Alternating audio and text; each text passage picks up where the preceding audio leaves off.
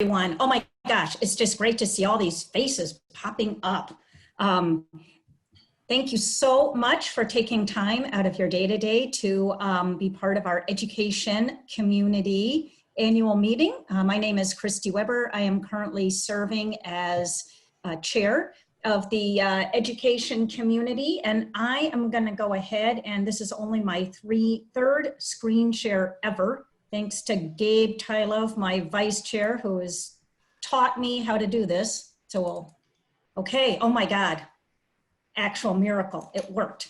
So here we are today, July 21. I think, gosh, there's over 100 of us who will be gathering, and so that is just incredible. And I know we would normally be meeting in person at an annual conference, and we were supposed to do that, obviously, in Portland, Oregon. You know, luckily by the wonders of this kind of technology, we can still be together. And actually, gosh, we probably have about twice as much participation, you know, in a virtual sense. So it's really nice just to be able to, you know, bring more people together. With no further ado, I want to just say that the meeting will be 90 minutes at the most. But at any time, if you need to jump off, please just go ahead and do that. Do not worry. You know, that is all fine to be flexible. And then I am going to introduce Gabe Tilove, our terrific vice chair from Phipps Conservatory, who is temporarily in Vermont, enjoying some time. So hence he has this wonderful bouquet of wildflowers and such behind him. And Gabe is going to introduce us a bit to the breakout rooms that we're using today and how that works. So Gabe, I will turn it over to you. Great, thanks, Kristie. And yeah, I am out of my home office, and so a little less control. So if you hear barking dogs in the background, I apologize. So very glad to be here. So glad all of you have gathered. We are going to utilize breakout rooms today. It's going to be probably in another 15 minutes or so. And so in order to help us put you into the breakout room of your interest, we're going to ask everybody on this call to rename themselves based on the subject that is of interest to them. And so you can see we have 4 breakout room topics today. It's on the agenda.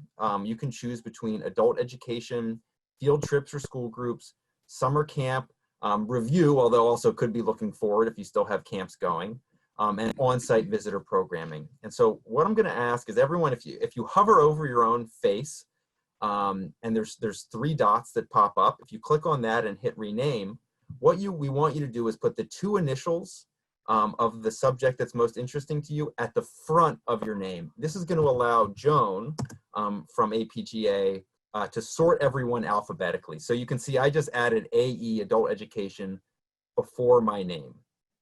Okay, so you can take a minute to do that now. That would be great. We're also we'll review that one more time before we jump into breakout rooms. And if you have absolutely no idea how to change your name, that's fine too. We'll get you assigned individually. So we'll get everyone into the room they need. Yeah, that's it for me. Thanks, Kristie. Okay, thank you, Gabe. Now I'd like to introduce wonderful Joan Thomas, who is Director of External Relations at the American Public Garden Association, and is also our education community staff liaison. And she has a few association updates. So I will turn it over to you, Joan. Great, thank you. Thank you, everyone. I'm the staff liaison to this community, and you guys rock. You always have great turnout. You're always helping each other. You're always raising your hand. So super excited to have this annual meeting because you've been the most vocal and connected community that I've seen to date. A lot of communities are getting together. So this is great that you're continuing the conversations today and through the fall. So first of all, I just want to make sure that you're seeing my screen, and then I'm going to move to the chat window. Yep. So you should be able to see that. Sorry, when I go into slideshow mode, my audio cuts out. So I do know, like, I do know PowerPoint 101. I just, I'm cribbing it along because of this working from home and audio issues has been plaguing me for the last 6 months. But you know, such are the challenges we all have. I'm here to just do a little bit of an update for you on where the association is. Some of this may have been part of the virtual conference content, but some is new. So I just wanted to give you an update on where we are. So first of all, for those who were at the virtual conference who attended part or all, or you're just catching up on the sessions, we had a record amount. Obviously, we had a lower price point and we spread it out. And we've had an all-time high registrants for the virtual conference. Last year at DC, we had a little over 1,000, and that was a new high water mark then.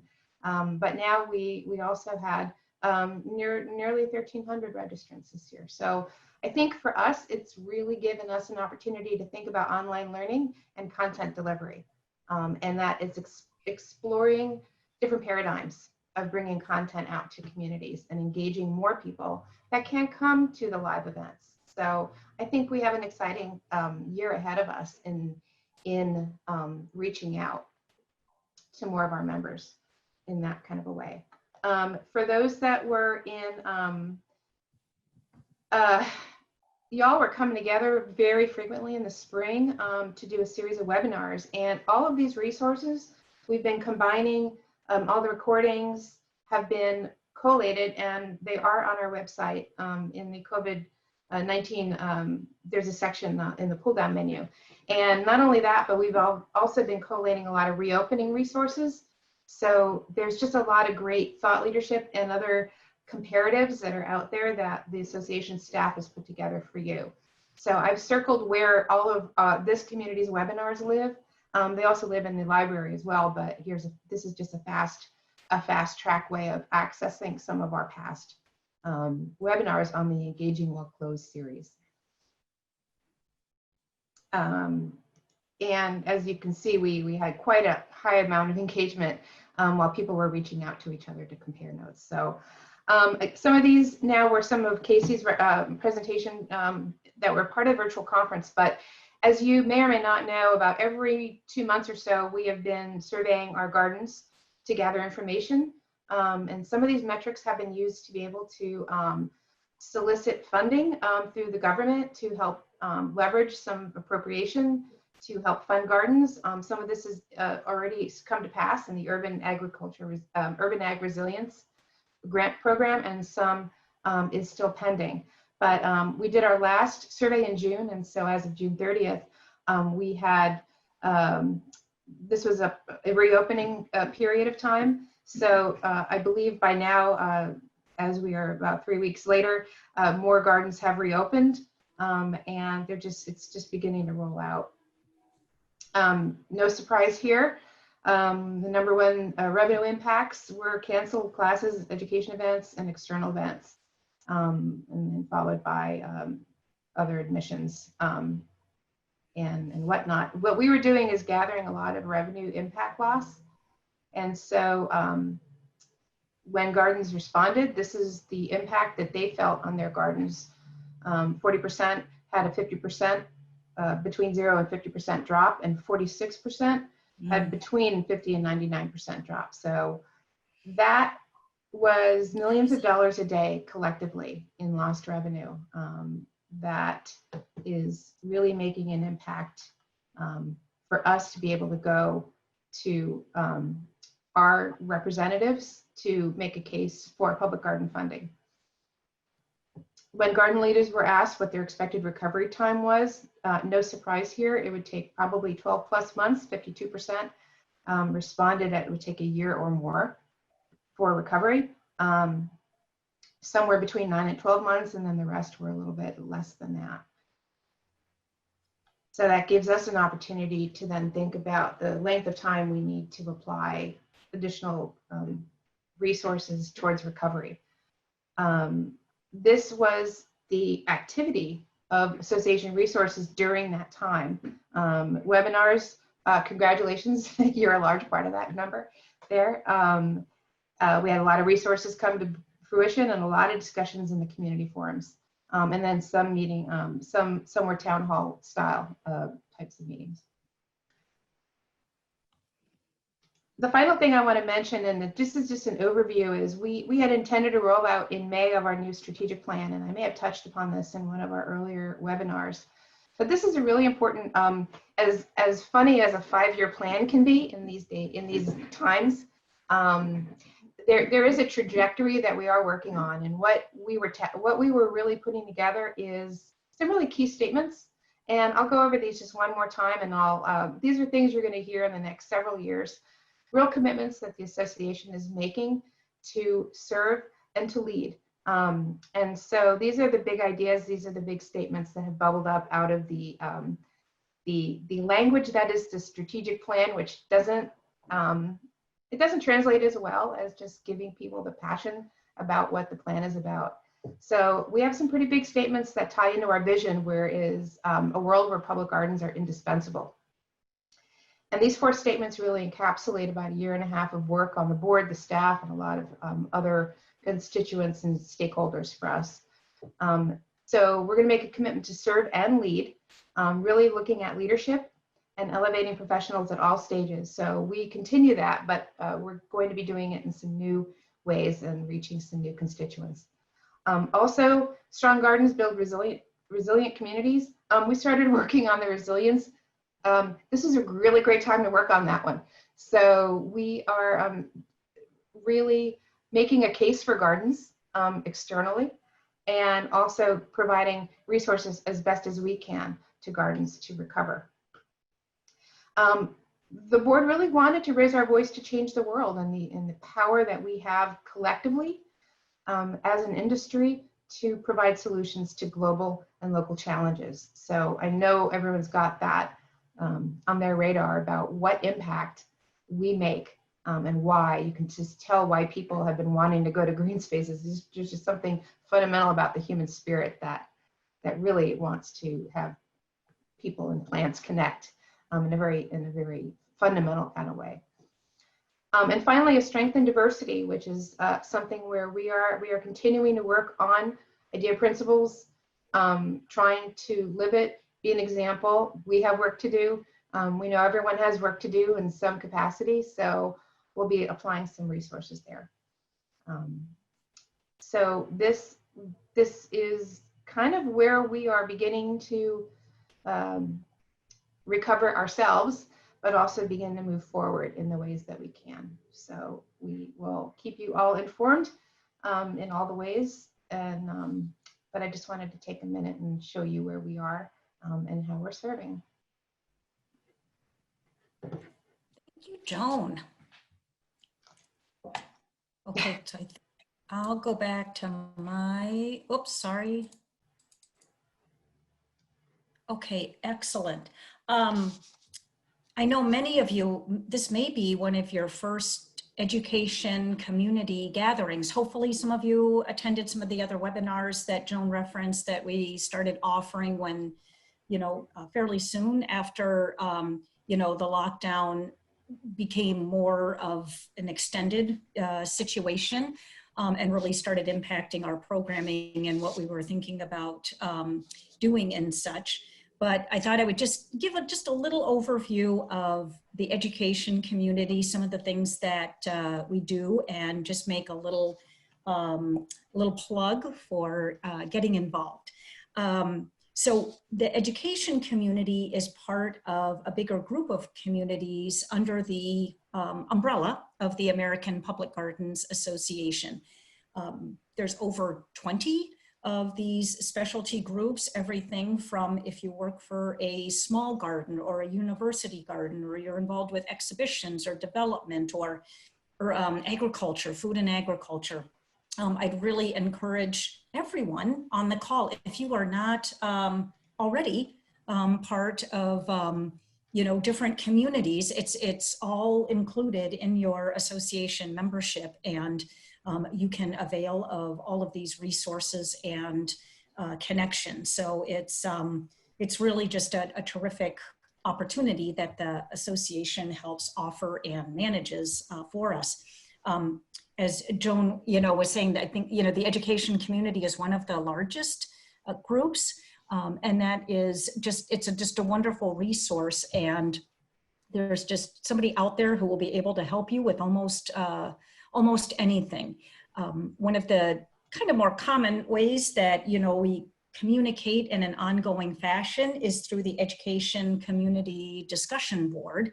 So if you subscribe and you're part of the education community, you can get like a daily digest, if you will, that gets sent to your email box, and it will have some of the discussions that are going on that anybody can jump into, or you can post a new one. So, oh my gosh, recently there have been things about, are there going to be field trips this fall? What are people thinking about that? And how are they trying to plan for reaching school children, for example?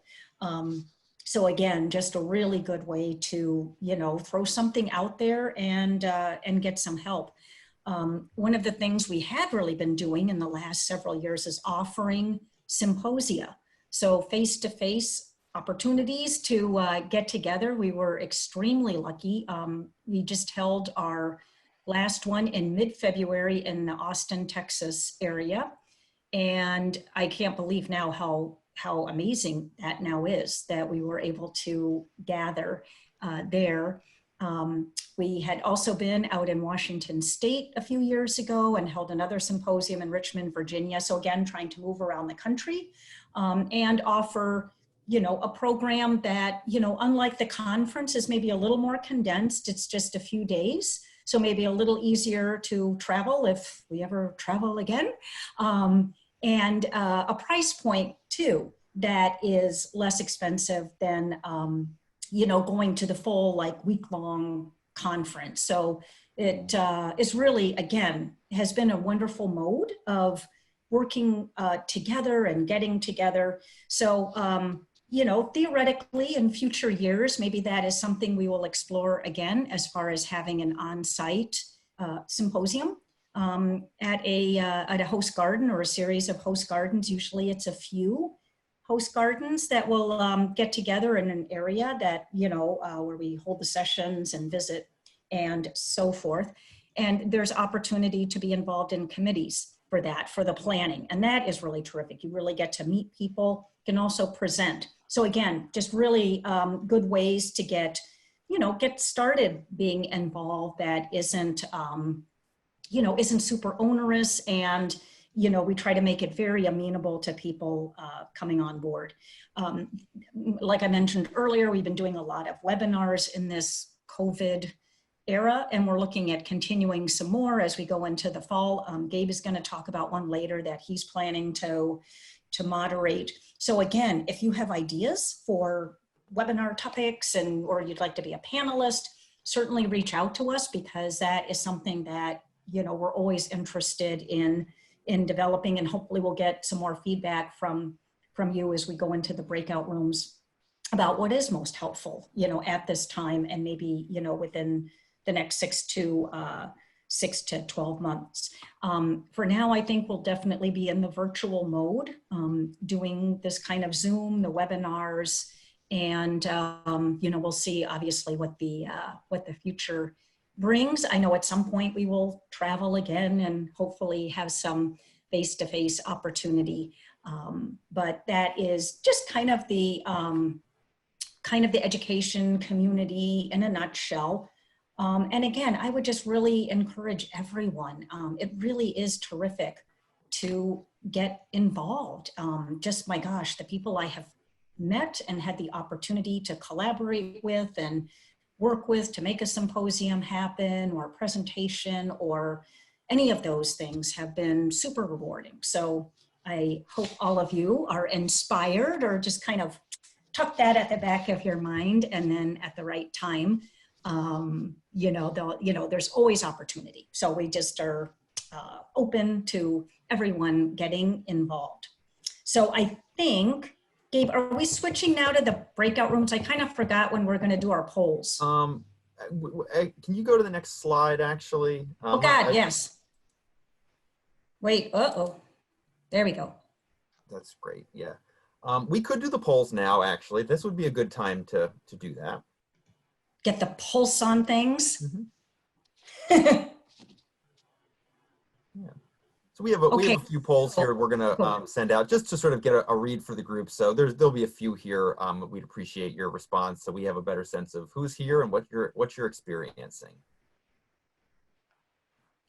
So and just so I know what you're all as someone just confirmed that there's about 5 questions, and I believe you should be cycling through each of those questions as you're voting. Is that the experience that you're having, or are you just getting one poll? I'm guessing people are just, I don't know if they're seeing all of them. I just see the one. If not, I can advance that as soon as we finish polling for the first question. Yeah, we're just getting one poll. Okay. So we have 87%. Okay, I'm gonna go ahead and end that.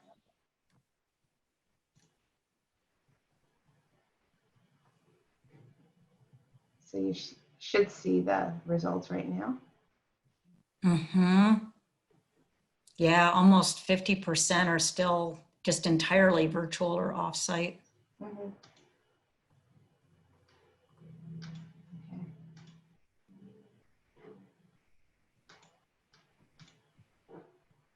Okay, here is the second question. Do you want them to do all of the questions, Gabe? Yeah, let's do it. Let's cycle through. That'd be great. Okay.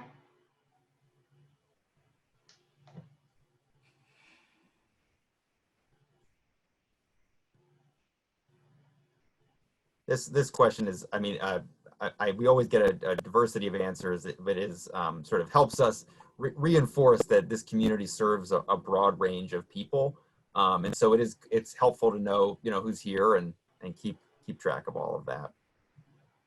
Okay. That's great. That looks good. We have about. Looks like most people have responded. Great. Boy, those adult educators. Okay. All right, next one. Yep.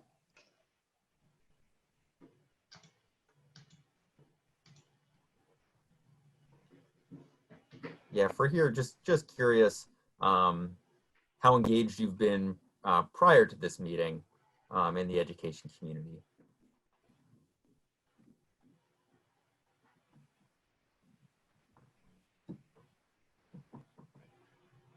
And you should be able to choose as many as apply to you here.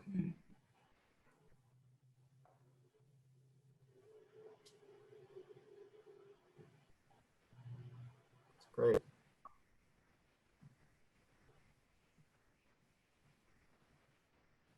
Okay. Awesome. See, this is so interesting. I'll be talking a little bit later about sort of how online education, online communication can expand access, and to see that we've got 32 people here today for whom this is their first annual meeting, that's phenomenal. That's really great to see. Yeah.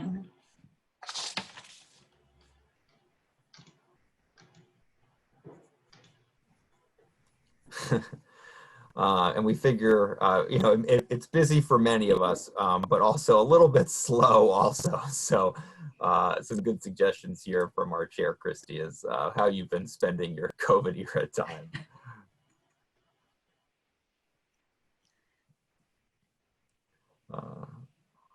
We did offer an online sourdough class this spring, and it was very well attended. So, What a good idea. yeah, it was a national run on flour. A lot of baking this spring. God, yeah, the bread flour is just getting back in the stores. I had to buy 2 5-pound bags. The association staff had a baking club. Oh, fun. Oh, that's fun. And so each week there was a different theme, and people would post their results in our team's chat. We must be doing something wrong because All right, gardens. Go gardens. Yeah, look at that. Okay. Was that it, Joan, or is there another one? There's one final one. Ah, yes. All right. this is of particular interest to me, as I'll talk about online education a little bit later, but curious what folks are doing right now related to free or paid online education.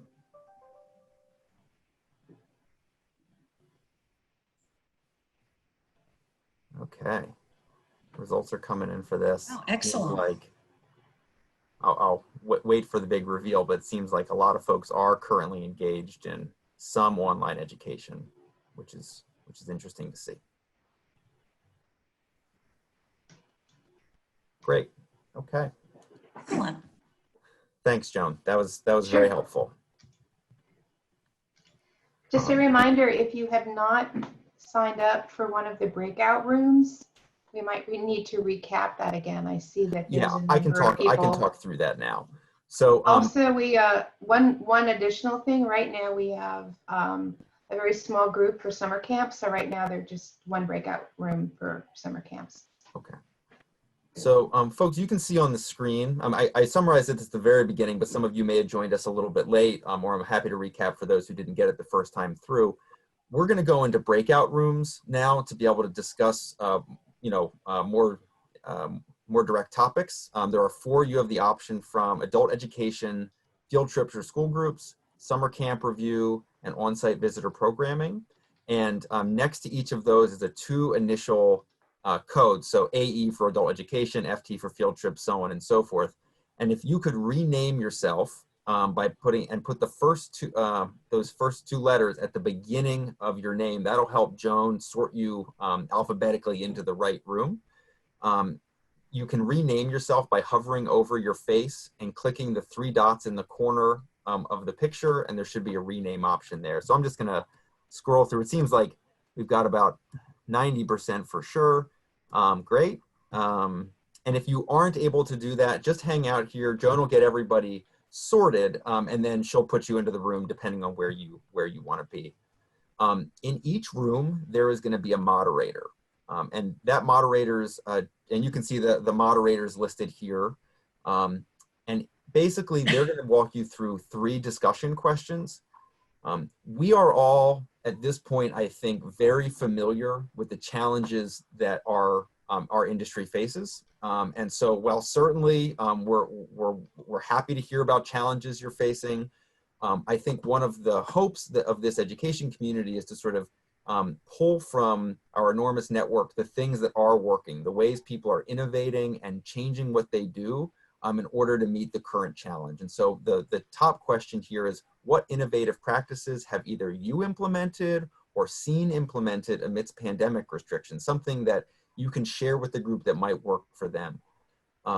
Additionally, what areas do you feel you and your team need to grow professionally in the coming months to adapt to these changes? So yeah, what are a little bit about the challenges, but sort of what would the steps need to be to get you to a clearer path forward? And then finally, how can the education community support you? So that, could be in the form of some of the things we're already doing, but we welcome ideas outside the box as well. We do think this is a professional learning network that is incredibly valuable for all of us to continue to develop. And so we hope that the education community serves as a resource to you in the coming months. So those are the 3 questions your moderator is going to talk through. It's just an open dialogue. We hope everyone has a chance to say something and share. Please share what garden you're from.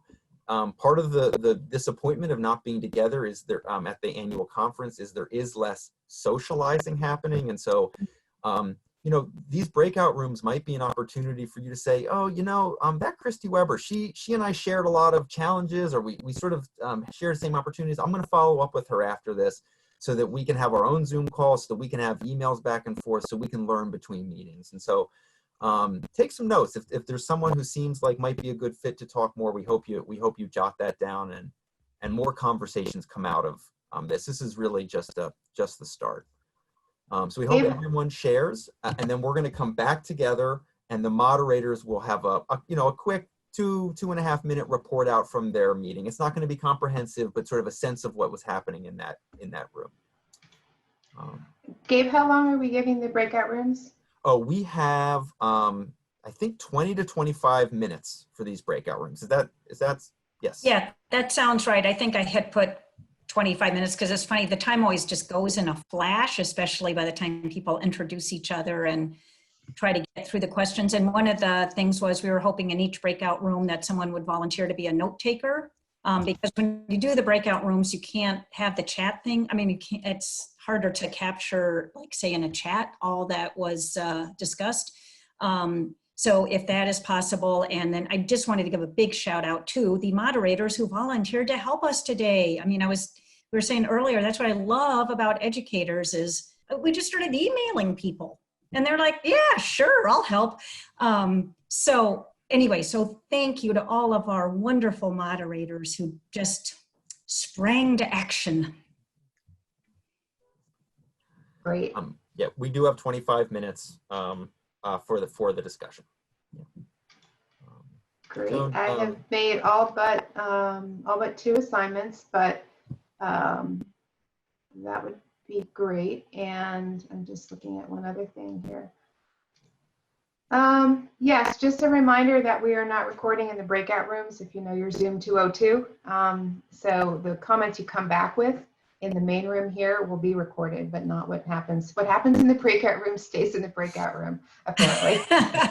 Just like for purposes of posterity. Okay, so the sorting hat, me, is going to send you all to your rooms now. Have a great talk. And we'll see you in 25. All right, thank you, Joan. We're all back here soon. Sure. Okay, welcome back, everybody. Hope that was a rewarding conversation. We want to spend about 20 minutes now just kind of getting a feel for what the dialogue was in your rooms. We don't need to hear every single detail necessarily, but be interested to hear from the moderators, just some highlights. Is there a moderator who'd like to step up and go first? This is Cindy from Smithsonian Gardens. I would say Rebecca was our note taker. So I would love it if she would share the notes that she took and share the ideas that we came up in our session, our breakout. Wow, a chance to speak extemporaneously. This is scary. I think that it sounds like we talked about first about the innovative practices that we've come up with during this time. And I think there were a variety of responses, from virtual programming to using this time to rebuild after a destructive fire, to slowly reopening and running small family programs and kind of hands-off socially distanced educational programming, just to make it a little easier to thrive in this weird world we find ourselves in. I think some of my favorite ideas were, let's see, Philole Garden is having a cocktail with the curator for its members. So people are showing up for that, and it sounds like enjoying it quite a lot. And if anything emerges, I think it is that the more creativity we exhibit in terms of running programs that can be delivered at a distance and in safe ways, the better we do. And Cindy, I hope that's a fair synopsis of our discussion. Definitely, thank you. We didn't get a chance to see what the community could do for us, but I'm sure we will be vocal enough at the end to share that. And thanks for that point, Cindy. I mean, my hope was with that question to help spur some of that thought process. But by all means, whether it be afterwards in the chat, I mean, we do hope to hear from folks how this community can continue to support. Kristie, were you in the other visitor program group? Would you be willing to go next? Oh, you're muted. Funny. Yes. Start talking and nobody can hear you. So Heather, is that okay with you? I took some notes too, and then you jump in as well. She was our wonderful moderator. Oh, that'd be great, Heather. So, okay, in our group we had Wave Hill, Des Moines Botanical Garden, obviously with Heather, I think I got the name right, Centennial Garden at the University of Texas at El Paso, Dallas Arboretum, Phipps Conservatory, and then I'm at Chicago Botanic Garden. And for the most part, people haven't really started on-site visitor programming yet. Really, everything is still virtual, and people were sharing some of the things that they were doing. Dustin from the Dallas Arboretum was talking about, one thing that they have is an interactive scavenger hunt that was sent out as a PDF. People can also pick it up on site. It has a book list on the back related to the theme of the scavenger hunt.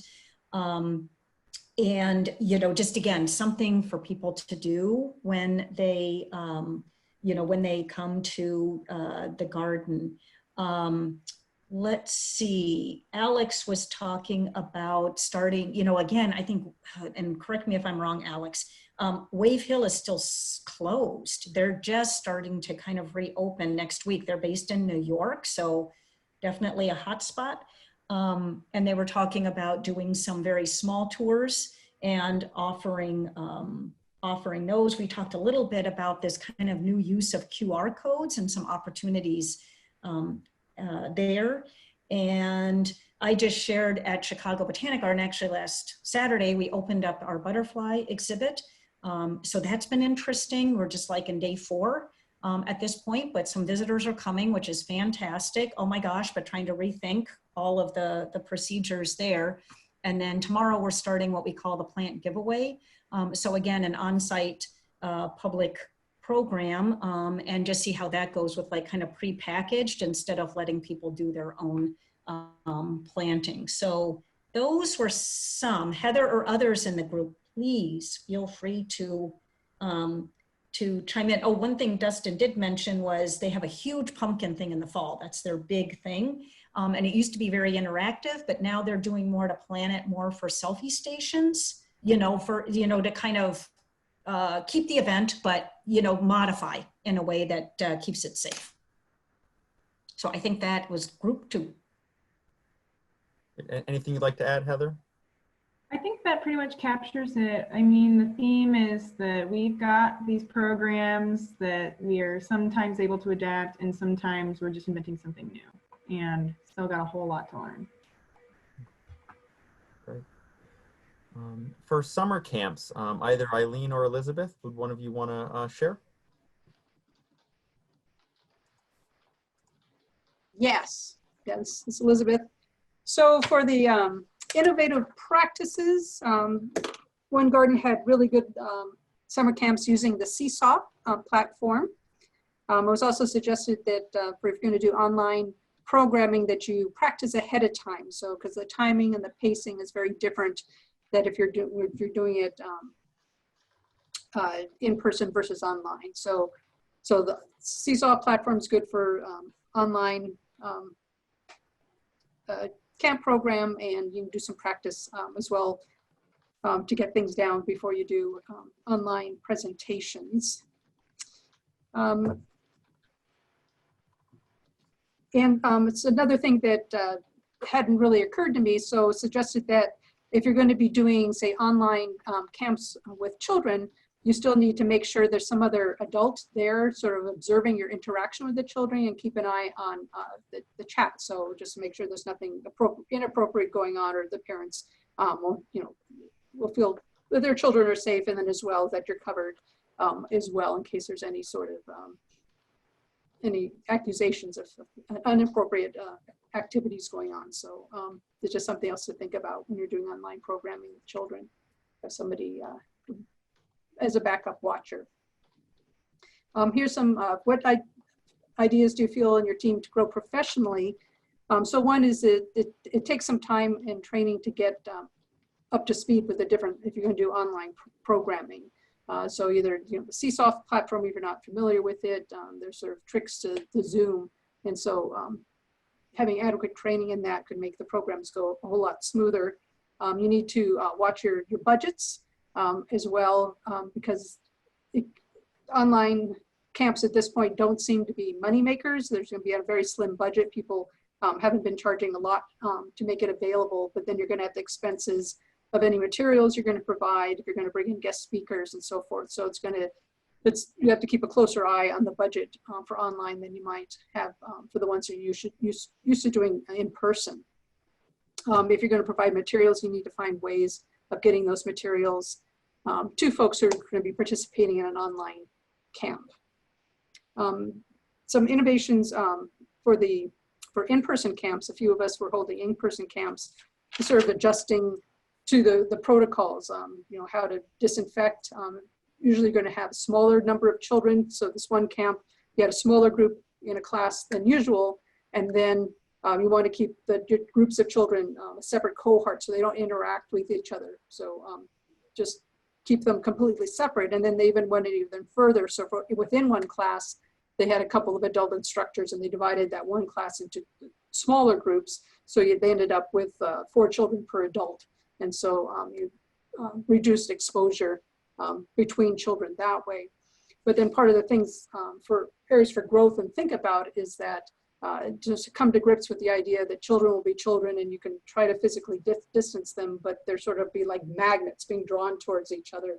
And so you just need to be upfront with your staff and with the parents, saying that you're going to do your best to keep the chance for contamination low, but children will be children, and you won't be able completely keep them 6 feet apart the whole time. And then another thing that you need to work on is if you're going to set up these protocols, how you can proceed just to make sure that your staff doesn't relax and not follow those protocols. If that's how you're going to do it, if that's what you're telling the public, what you're going to be doing, you have to be conscientious and keep reminding folks that these are our steps and what we're going to do to keep everybody safe, and make sure you just follow your own rules. And we did not get to the part about how the education community could be helpful. Thank you, Elizabeth. Anything to add, Eileen? Okay, great. Jules or Tracy, would either of you like to jump in here on field trips or school programming? For our group, Tara at UBC Botanical Garden was our scribe, so I will let her report out. Great. Nice to see you. Thank you. We had a good discussion. We had 12 different gardens represented. And I think there was sort of an innovation. It looks like everyone is innovating in terms of doing work in the virtual space. And a lot of these innovations, some of them were really leveraging partnerships. Some ideas that I took away was some kits that people were doing to try to have people still get a hands-on piece. And so I was trying to share some of those in the chat. It'd be great, just on a note, are you guys gonna save the chat and the things shared through?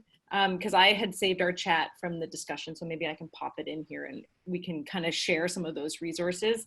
But I thought the kits were really interesting, some even being sold in the shop. There was an example of pivoting summer camps to supporting homeschools. Definitely exploring how to support professional development for teachers was a theme that I think emerged. Some fun examples, and maybe it was Tracy, yours, sort of thinking from sort of reframing outreach to outreach and working with local other partners to develop programming. I think when we talked about how the association or this community can help, I think there was maybe a mixed consensus as to whether people are planning fall programming or completely if that is off the table. I know here where I am, we're trying to figure out what it might look like if we even brought in smaller groups, how you would divide a group and bring, for example, a group of 24 and have them move through the garden. Some groups have actually said that they're not doing any fall programming. So I think there's a bit of different approaches that are being taken depending on where people are and what their provincial or state policies are. I think that was the notes. I don't know if I missed anything there, Tracy. Oh, technology. There was a lot of discussion about how to support video databases, filming, what are the good assets to buy, just sort of like top tech tips of what videos to buy and things like that. Yeah, so I would say that along the lines of both, how, what sort of growth opportunities do our teams have, as well as how can the association support us? It came to like two things. The one was definitely tech, like if there were some kind of clearinghouse, I suppose, for tech suggestions, what works, what doesn't, what's affordable. And then also, if there is a guidance document, sort of like the reopening, you know, a lot of us are very, very small teams. What sort of protocols should we consider or put in place if somebody in our team is exposed to or is positive for COVID? How do you continue your programming? How do you communicate with everybody that you've had visit your site, et cetera, et cetera? Great, thank you, Tracy. Jules? Yeah, I can report out a little bit, and then Julie also took notes for the other field trip group. So we had some of the same things were being discussed. A lot of us for field trips, different schools are doing different things. And so one of the things we were talking about as well is what format, if we create a virtual thing, is a student even going to get it in? Are they with a whole classroom? Are they at home? What is that like? So we also talked a lot about technology, and one suggestion we had was maybe creating some kind of like Google Sheets or some kind of space where everyone can contribute kind of the platforms they're using and for what application, or like different either websites or different, you know, kind of platforms or literal technology like for filming and things like that. And then, so that was kind of one element of it. And then thinking also about what kind of content we even want to talk about. So yeah, there are some people who are doing like kits that people can take home. For some, it's more of like a whole tour, or maybe where it's a part tour and then part an activity that the students are doing individually on their own. I know I'm in LA, and we're just trying to get kids to go outside of their apartment and do some nature journaling. So thinking about, which is very different from what we would normally do on a field trip. So how can we still create the component of being outdoors in nature while maybe these children are inside their houses? But yeah, technology is something we are all, a lot of us we are educators, we're not necessarily IT people, so there's been a learning curve to that. I know, Julie, is there anything you want to add? That pretty much sums up everything we talked about. It was interesting, though, that most of the people in our group, we were still doing our learning virtually, that our outreach is virtual. We do have a few gardens that are doing in-person learning, and I'm definitely interested to see how the Sharon with Holden Forest, she's got a self-guided on-site group coming out in August to see how that works, because we're hoping to have on-site and virtual, but have it just be really small groups that works with our limited capacity right now. So that'll be a good idea to see what it is, how it's going to work. And then also something interesting that we need to realize and talked a little bit about was along the lines of the software is we need to be sure to discuss with the teachers what platform they're using, because some districts only will allow certain platforms. So we don't want to have our whole program figured out on Zoom and go, all right, we're ready to go, only to find out that this school district won't allow Zoom. So that's really actually a critical piece that I really hadn't, I thought about it, but not a whole lot. So I think we're pretty much on the same line. Technology is everything these days, and we need all the help we can get. So any training that we can get for technology will be most helpful for us. That's really clear. That's helpful to hear. Thanks, Julie. Just turning the page here to our last group, adult education. Tara and Tammy, our moderators, would you like to share what you heard in your groups? Yeah, I can go ahead and share. Hi, this is Tara. And so for question number 1, we talked about how to keep people engaged. You know, that was the first thought that people were doing. And What have we already created? What are things that could be repackaged, such as whether it was video content, blog posts, whatever it was, to kind of figure out a way to use that to connect with people while the people figured out how they're going to, you know, engage with online classes if they can do so. At Longwood Garden, they had an online floral demonstration that was live streamed, and then they also recorded. And they're also looking into doing future floral demonstrations or floral arrangement classes with materials potentially either sent out or, you know, purchased by the students. Also, there's another, I think this was Erin that you said that you are having a gut health classes, like making kombucha at home. And instead of like sending materials, they're giving a grocery list that people can pick up materials ahead of time and then make it along at home. So there's different ways to go about that. I heard that that people are finding that classes that are less than $30 seem to be doing well, and that those that are more than $30 are they're still selling, but it seems like the consent. Well, what I was hearing is that ones less than 30 seem to be doing very well.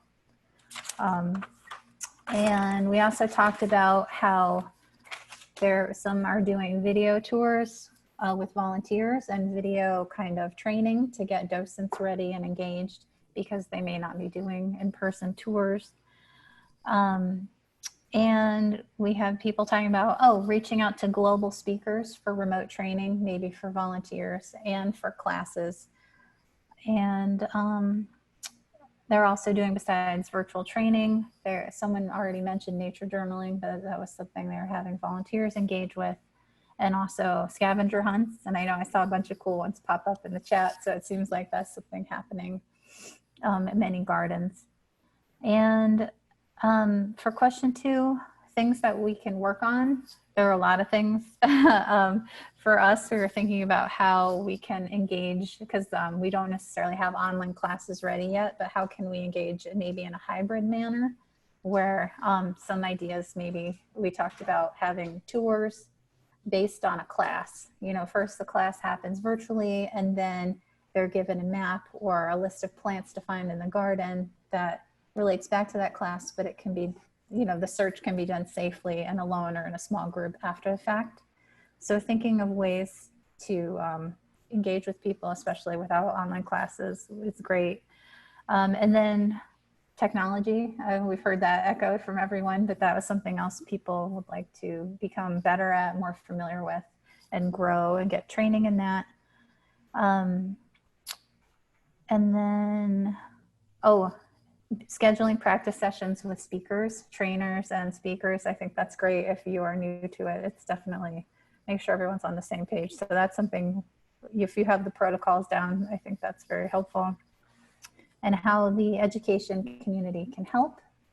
Again, people mentioned technology. I think webinars, how-to trainings, FAQs, you know, I think about different platforms, about technology, hardware, software, and best practices for having online classes or for engaging in hybrid classes or otherwise.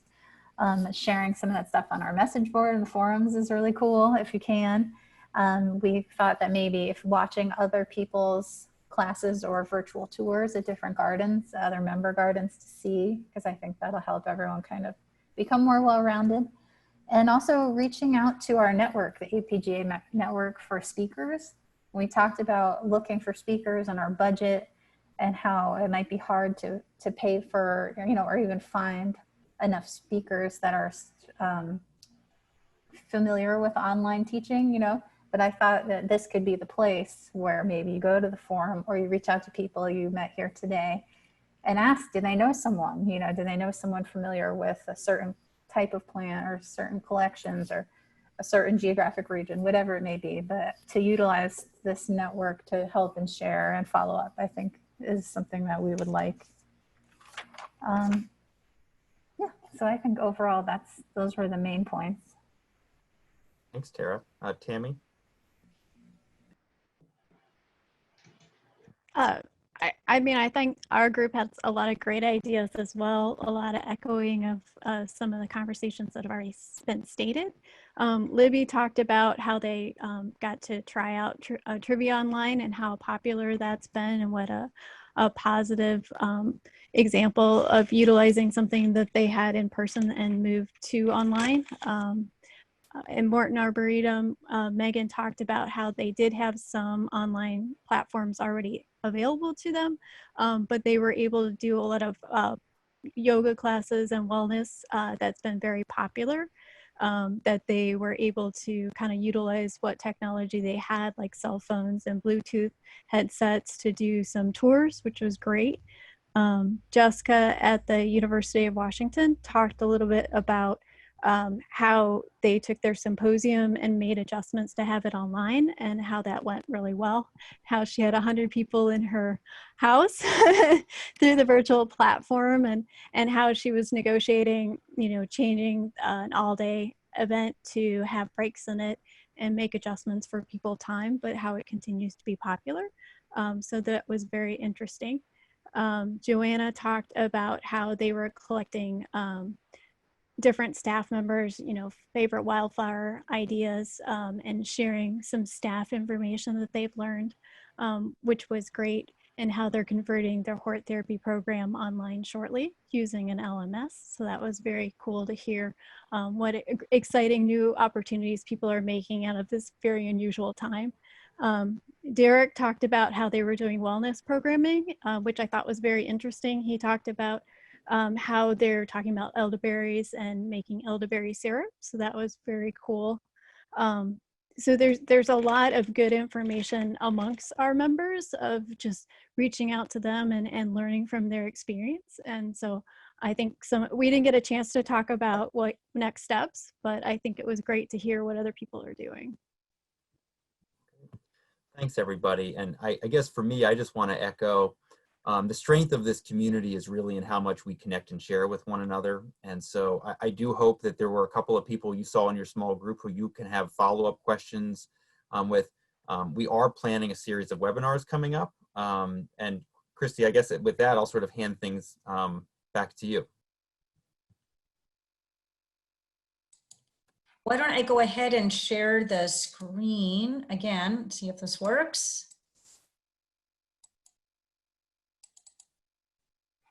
So like Gabe was saying, we're hoping to continue kind of obviously in the virtual format, a series of webinars, and starting in, gosh, because we're already in July, gosh, that's hard to believe.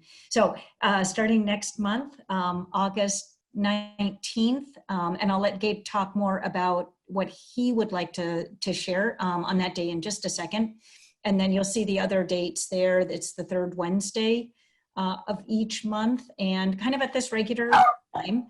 We don't have topics for all of the other sessions, obviously thus far, but we'll be cooking those up in coming weeks and months. And again, we'll, a lot of times it seems, we kind of look at that education board and some of the questions and conversations that are bubbling up there, and use that as a source for our inspiration too. And again, certainly if there's something you think of or you'd like to share, please, email Gabe or myself. And Gabe, do you want to talk a little bit about your idea for August 19? Absolutely. So yeah, we purposefully, we wanted to have everyone hold these dates so that they were on your calendar, and we wanted to sort of gather input today to sort of better understand what your needs were going forward. For the 19th, I raised my hand just to be able to offer something off the bat that's coming up in really just a few weeks here. The focus of that would be, it's on adult education predominantly, although actually it could extend to other forms of online learning as well. And it's really, I see it in kind of three parts. First, I did want to spend a little bit of time just kind of presenting some information on how I see online learning providing more access to folks. So that's, I mean, sort of as a little bit of a teaser, I mean, you don't need reliable transportation. You don't have to travel an hour and a half to get to the garden. You have an unlimited classroom size, and there's more. And so I think as we begin to think about the role of online education, I think it's helpful to view it through a lens of expanded access. I am as eager as anyone to get back to in-person education. Prior to April, Phipps had 0 online classes. And so this has been a learning curve, but I think now we see it as, yes, even as we get back to in-person, there are benefits to online learning, such as expanded access, that we want to maintain as part of our programming. So a little bit of time just kind of reviewing that and kind of building a collective narrative, I think, for our education community about the role online learning can play. And so want to start there. A little bit more of what we did today, which is kind of gathering stories, gathering inspiration, to sort of understand the range of things people are engaging with currently in our community, sort of a resource building to some extent, a little bit of benchmarking. And then what I'm really eager to say is to sort of take some of these technology questions, these other ongoing training questions, and understand as a group, what are the trainings, what are the formats that are going to help us over the next few months deliver more online education at a higher level. Because I guess I would say, although I see tremendous opportunity in online education, it also has the opportunity to fall really flat. It takes more work, it takes more planning, it takes, all of a sudden we're learning how to be moderators in a way we never had to be in person. Let alone all the technological, skill sets we're having to build. So some discussion about very practically, what are the trainings and next steps we as a community can undertake to help us become really, really competent in that area. So again, for the August 19th, a little bit of presentation, but then really just some guided discussion around that to help pull a game plan together. So that's my hope for the 19th. Excellent, thanks, Gabe. So we'll have a registration link for that. Yes, it's in the chat if you go up a little bit further in the chat. Yeah, and we'll post again in the education community discussion board, advertising, promoting August 19 and with the opportunity to register if you don't do that today. Good gosh, we're like 30 seconds away from, well, for me, it's 4 o'clock. Depending where you are, we're like right at 90 minutes. So thank you all so much for participating, for joining us today.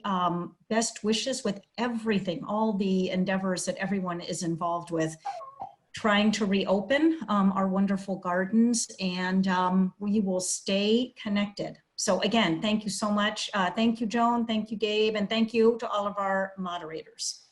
Have a good rest of the day. Thanks, everybody.